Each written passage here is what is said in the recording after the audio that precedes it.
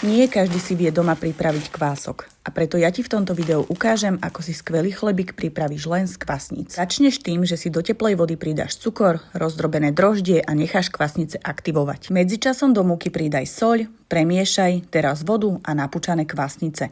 Začneš miesiť cesto a počas toho môžeš pridať lanové semienka a rozdrvenú rastcu. Cesto si presuň do väčšej misky a nechaj ho 20 minút odpočívať. V 20 minútach ho jednoduchým spôsobom preložíš do kríža a opäť necháš 20 minút odpočívať. Toto zopakuješ ešte dvakrát. Po poslednom treťom preklade ho necháš 1 hodinu odpočinúť a presunieš ho na pomúčenú dosku, kde ho roztiahneš a stočíš do tvaru tak, ako vidíš na videu. Cesto presuň na papier na pečenie a naposledy ho necháš 30 minút nakysnúť. Medzi tým si môžeš rúru zapnúť na 250 stupňov. Cesto si narežeš a presunieš ho do rozohriatého liatinového pekánča. Po 20 minútach dáš pokrievku preč a už len dopečieš. No a na to, že je len z obyčajných kvasníc, tak si myslím, že je úžasný.